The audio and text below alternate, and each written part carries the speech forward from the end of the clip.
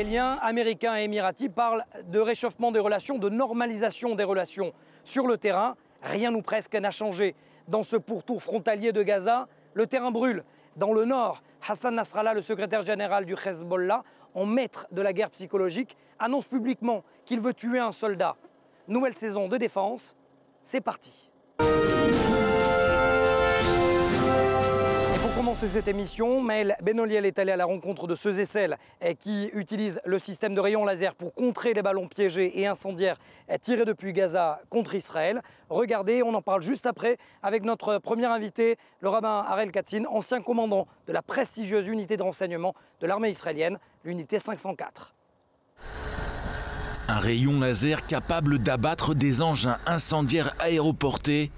Voici la dernière trouvaille israélienne pour lutter contre le fléau des ballons, des cerfs-volants mais aussi des drones envoyés depuis la bande de Gaza. Un dispositif appelé lame de lumière. Ce système est opérationnel depuis 8 mois. Nous l'avons déjà utilisé lors de la dernière escalade, avec beaucoup de réussite. Tous les ballons qui ont été envoyés dans notre secteur ont été abattus. Ces derniers jours, nous avons aussi eu à l'utiliser et toujours avec succès. Mise au point par la police et l'armée israélienne, l'âme de lumière est capable d'atteindre ses cibles de jour comme de nuit, avec une portée de tir d'environ 2 km. Ce système peut être aussi déplacé à l'aide d'une remorque ou installé sur un camion. Chaque unité est estimé à $1 million. Nous, ce qu'on fait, c'est détecter puis identifier des mouvements dans les airs. Ensuite, nous transmettons ces informations à l'unité de la police des frontières qui se trouve juste à côté de nous, qui, elle, est en charge d'abattre ces ballons avec son nouveau système laser. Après plusieurs mois d'essais, le système lame de lumière est opérationnel. Seul un appareil a pour le moment été déployé, mais d'autres devraient bientôt suivre. Que ce soit le long de la frontière avec la bande de Gaza, mais aussi à la frontière nord avec le Liban. Rien qu'aujourd'hui, plus de 30 ballons ont été envoyés depuis la bande de Gaza, mais nos unités ont répondu à cette menace grâce à ce système de laser avec un taux de réussite de plus de 90%. Selon les services d'incendie et de secours israéliens, ces 2 dernières années, plusieurs milliers d'engins incendiaires ont été envoyés en direction du territoire israélien depuis la bande de Gaza, provoquant de nombreux départs d'incendies de forêts, de champs agricoles ou de prairies autour de l'enclave palestinienne.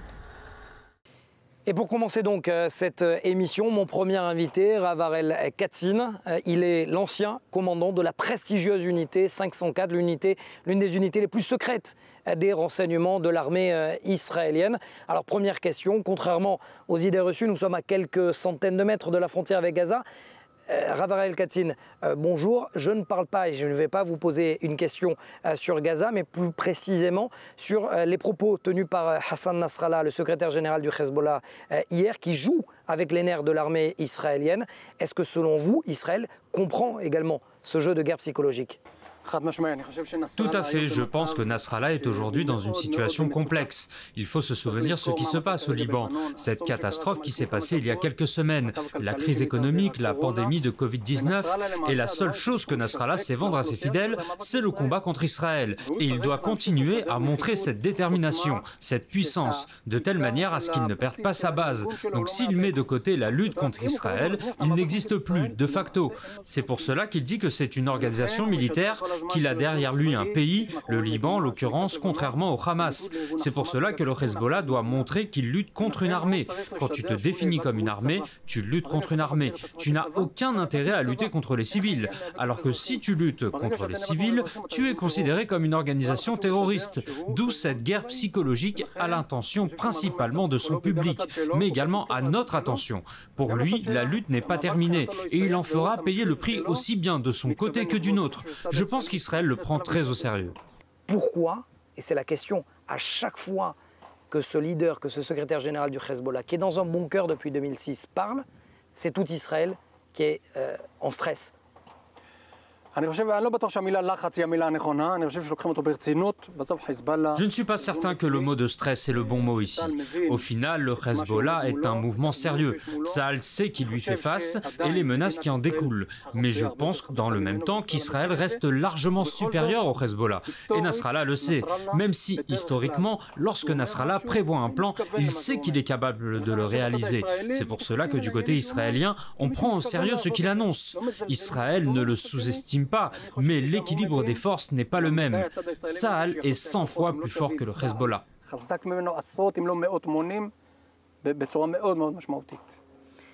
On va parler de votre expertise.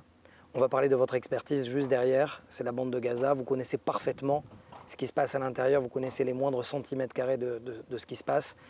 Votre analyse de la situation aujourd'hui. Pourquoi le Hamas va quasiment jusqu'à une situation de suicide? Le Hamas, c'est un autre monde. Bien que certains s'essayent à émettre des comparaisons entre le Hamas et le Hezbollah, les différences sont importantes. Pour comprendre ce qui se passe dans la bande de Gaza, vous avez besoin de comprendre la stratégie. Le Hamas a pris le contrôle de Gaza il y a un peu plus de 10 ans. C'est, de par son fondement, une organisation terroriste. Il suffit de comprendre les initiales de son mouvement.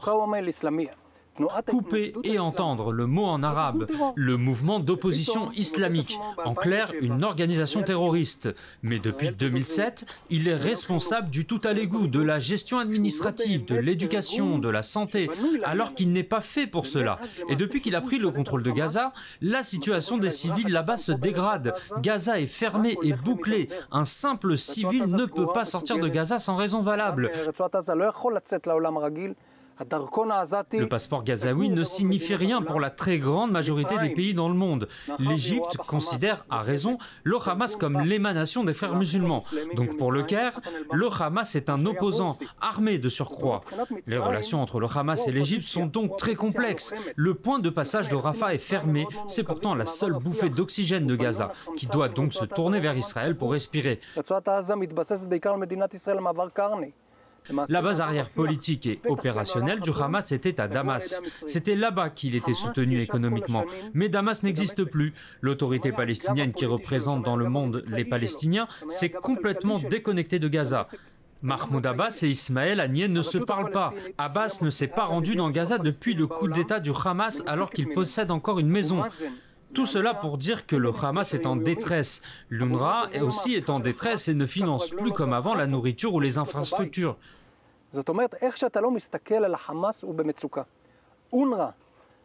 L'UNRWA aussi est en détresse et ne finance plus comme avant la nourriture et les infrastructures. Le Hamas comprend qu'en temps de pandémie du Covid-19, sa situation ne cesse de se détériorer. Et les Gazaouis demandent au Hamas « Mais qu'est-ce que tu fais pour moi? Comment tu améliores ma vie ?» Mais dans ce cas-là, alors pourquoi aller vers la guerre? Pourquoi ne pas essayer de trouver un moyen d'en sortir? Je pense que si le Hamas voulait une guerre, il tirerait sur Tel Aviv. Il a des roquettes et peut s'en servir quand il veut. Si je devais faire une comparaison avec le monde éducatif, je dirais que le Hamas est comme un élève qui dérange la classe. Il envoie des ballons, bien que les ballons posent un vrai danger s'ils atterrissent ou explosent au mauvais endroit. Mais le Hamas ne casse pas les codes, il envoie un message. Attention, je suis là. L'autorité palestinienne ni l'Égypte ne le calculent pas. On parle de normalisation avec les Émirats. Je le répète, la situation du Hamas n'est pas bonne. C'est pour cela qu'il dit « Mes amis, je suis là ». Ne m'oubliez pas, voilà, j'envoie des ballons pour exister.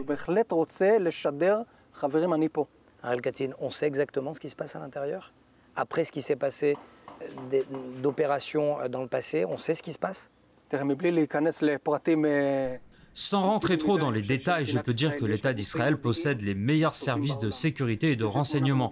Et je le répète, sans entrer dans les détails, Israël a d'excellents renseignements. Et au-delà du politiquement correct? Je pense que les renseignements sont bons, que ce soit de mon temps ou aujourd'hui, et je suis certain que les choses évoluent et s'améliorent. La force des renseignements israéliens est excellente. En d'autres mots, ça veut dire qu'on sait ce qui se passe à l'intérieur. Oui, je pense que oui. Nous ne savons pas tout, il est bon de savoir toujours plus. Mais je peux vous dire que les renseignements qui remontent à la surface et qui sont donnés aux décisionnaires du pays leur permettent parfaitement de prendre les bonnes décisions. Et pourquoi, alors dans ce cas-là, des experts israéliens, militaires israéliens disent que le pouvoir de dissuasion s'estompe au fur et à mesure dans la bande de Gaza? Parce que, comme je l'ai dit au préalable, tout dépend de la manière dont le Hamas va faire monter la pression. Ils veulent montrer qu'ils existent. Et il y a un équilibre des forces très mince. Aucune des deux parties ne veut un conflit. Ce n'est pas le bon timing pour Israël pour une guerre avec le Hamas, bien que ce soit possible. La tension dans le nord, le Covid-19, la situation économique, il y a d'autres données que nous devons résoudre avant un conflit avec le Hamas. C'est pour cela que ce n'est pas dans l'intérêt d'Israël. Il faut toujours avoir en tête cette question avant de se lancer dans une guerre à Gaza. Que se passe-t-il ensuite? Ou plutôt, qu'est-ce qui va changer d'un point de vue stratégique? C'est exactement ma dernière question, la dernière question que j'ai envie de vous poser. On est en train de comparer, et vous l'avez dit, une organisation terroriste qui est certes à la tête d'un espace donné, à savoir la bande de Gaza, et un État, et une armée, qui est considérée, qualifiée, reconnue comme l'une des armées les plus fortes du Proche-Orient. Je pense que si Tsahal veut reconquérir la bande de Gaza, il le peut. Je ne dis pas que cela se passera sans problème, mais c'est un défi qui est largement capable d'être relevé par l'armée israélienne. Je ne reparle pas de conquête, je parle d'éteindre le feu, de montrer à l'adversaire la différence de force. Je pense que l'armée israélienne répond à chaque ballon incendiaire ou piégé. Je vous rappelle que je vis dans la région, dans un village proche de la frontière. Je me réveille chaque nuit au son des frappes de l'armée de l'air israélienne. J'entends cela à 4 km de la frontière. Le Gazaoui, qui est à 100 mètres de l'explosion, entend parfaitement la réponse de Tsahal. C'est pour cela que je pense que Tsahal répond avec force à chaque ballon lancé contre Israël. L'équilibre des forces est très fin. C'est un jeu d'équilibriste. Je vous rappelle que si Israël voulait casser cet équilibre, il l'aurait déjà fait. En attendant, l'armée conserve son pouvoir de dissuasion. Parfois plus, tantôt moins, mais cet équilibre des forces est respecté. Et tout le monde le sait, la moindre erreur dans Gaza, et nous n'avons pas d'autres endroits. C'est pour cela qu'aucune des deux parties ne veut entraîner la situation vers un conflit. En deux mots, si vous aviez juste un mot à dire à Yahya Sinwar, en arabe, vous lui diriez quoi? Je lui dirais qu'avant de construire des tunnels et des roquettes, qu'il soit son propre responsable stratégique. Il a un peuple à gérer. L'histoire a été écrite de telle manière qu'il doit gérer aujourd'hui ce qui ressemble à un État. Il doit s'occuper des civils qui souffrent sous son régime, des civils qui ne reçoivent pas les soins médicaux élémentaires, un système éducatif de base, une assurance sociale, et je ne parle pas de vie culturelle, qu'il commence à se soucier de son propre peuple. Merci beaucoup. Avar El-Katzin, ancien commandant de l'unité 504. Merci beaucoup. Avec plaisir. Alors on poursuit cette émission Défense avec un reportage que nous avons filmé avec Océane Nicole et Ran Schneck sur une unité, une division qui est très connue mais qui n'est que très rarement montrée. Je parle de la division de l'artillerie avec 2 jeunes recrues qui vont s'engager dans cette unité. Regardez et on se retrouve juste après dans nos studios de Jaffa. L'une des unités les moins connues de l'armée israélienne. Et pourtant, l'une des plus anciennes et surtout les plus présentes sur tous les théâtres d'affrontement, sur toutes les frontières dites à risque.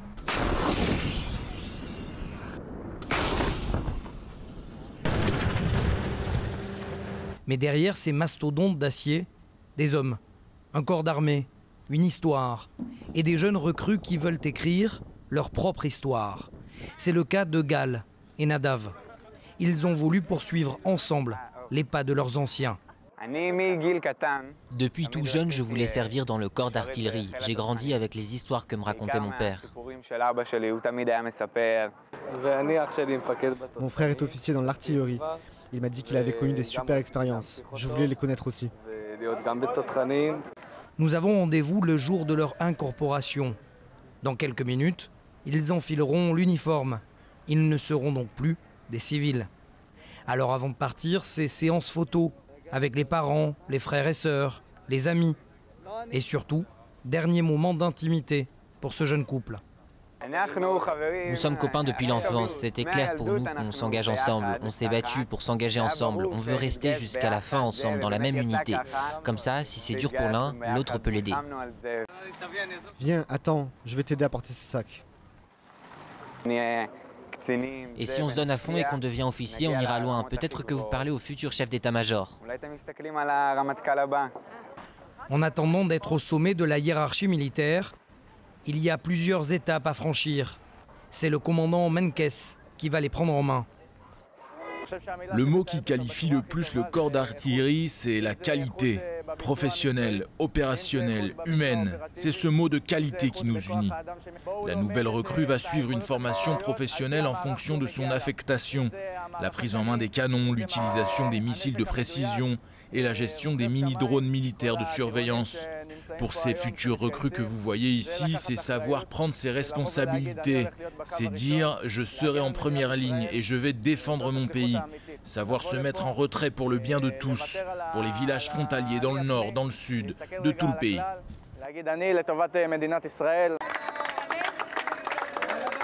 On avait quitté Nadav et Gal, souriant, sous les encouragements de leur famille. Quelques jours plus tard, changement de décor. Pour des raisons sanitaires dues au Covid-19, nous ne sommes pas autorisés à rentrer dans la base. Gal accepte alors de nous livrer ses premières impressions. Je suis donc dans la base de l'artillerie dans le sud du pays. Depuis 15 jours, j'ai commencé mes classes. Je suis rentré chez moi vendredi dernier. Mais ici, c'est super. Les officiers sont excellents. On nous apprend bien. On profite. On court beaucoup. On découvre le terrain. L'artillerie, c'est l'un des corps d'armée qui s'est le plus modernisé ces dernières années. Missiles de précision longue portée, capacité de surveillance élargie grâce à ces mini-drones, puissance de feu augmentée, unité d'intervention au sol et d'autres outils tenus hors de nos caméras, classés secret défense. Un arsenal vital pour cet officier. C'est nous qui arrivons les premiers au combat et qui repartons les derniers. C'est exactement ce qu'il s'est passé au cours des dernières guerres ou confrontations. À chaque fois que la tension monte d'un cran dans le nord ou dans le sud, nous sommes présents. Au moment où le risque d'un nouveau conflit dans le sud est omniprésent et la tension dans le nord ne veut pas redescendre d'un cran, Nadav et Gal seront sans doute jetés très vite dans le grand bain. De retour donc dans nos studios de Jaffa, on s'intéresse également dans Défense à l'opération Barkhane, où plusieurs milliers de soldats français sont engagés dans la région du Sahel. Après le coup d'état militaire au Mali, la question se pose, que va devenir cette force de sécurisation? Regardez ce sujet préparé par Lisbeth Kemoun et on en parle juste après avec notre invité. Sommet du G5 Sahel en Mauritanie, il y a 2 mois à peine. Le président français Emmanuel Macron pose aux côtés des dirigeants de 5 pays d'Afrique de l'Ouest où la France mène une lutte antiterroriste depuis 2013. La force Barkhane, c'est 5100 soldats français engagés entre le Mali, le Niger, le Burkina Faso, le Tchad et la Mauritanie. Dernièrement, le président français parlait de succès. Mais le 18 août dernier, cet équilibre fragile est rompu. Ibrahim Boubacar Keïta, le président du Mali, est évincé lors d'un coup d'état militaire et arrêté par les putschistes avec son premier ministre. La ministre française de la Défense, Florence Parly, tweet tout de suite « L'opération Barkhane continue ». Une manière pour Paris de confirmer sa présence militaire en Afrique de l'Ouest. Pourtant, la France est contestée au Mali car la violence qui mine le pays n'a pas vraiment diminué depuis 2013. Pire, au fil des ans, les attaques se sont multipliées. Al-Qaïda a remplacé ses dirigeants perdus et la violence s'est étendue aux pays voisins, le Burkina Faso et le Niger notamment, où 6 Français de l'ONG ACT ont été tués dans une attaque terroriste le 9 août dernier.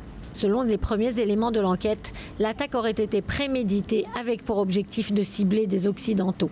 Pour contrer ce genre d'attentat, la France, avec plusieurs pays européens, a lancé la Task Force Takuba en coordination avec les partenaires du G5 Sahel. Mais à l'image du bourbier afghan, la France craint de se trouver engluée dans une guerre sans fin à des milliers de kilomètres de son territoire. Marius, ancien marin d'État des commandos marines, instructeur militaire, considéré comme le vieux loup des instructeurs chez les commandos marines, 22 ans passés aux côtés des forces spéciales françaises. C'est pour moi un honneur de vous recevoir et de vous interviewer dans Défense. Première question, et je commencerai par la fin du sujet qui vous a précédé, Marius. Comment la France peut faire pour ne pas s'embourber dans la région du Sahel?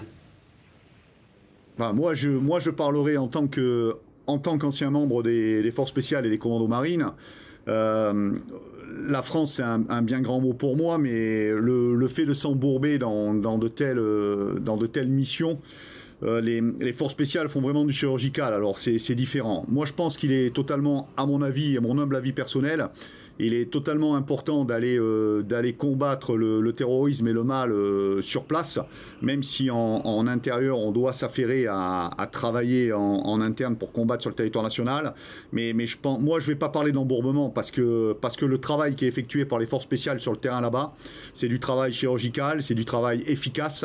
Et les informations que j'ai à mon niveau à moi, il y a un gros travail, et ce gros travail nous aide au quotidien, et notamment dans le cadre du démantèlement des réseaux et des actions qui sont menées sur le terrain là-bas. Donc moi, je ne vais pas parler de bourbier, mais je vais parler plutôt d'un travail très efficace, honorable, et par nos unités, on va dire, non conventionnelles.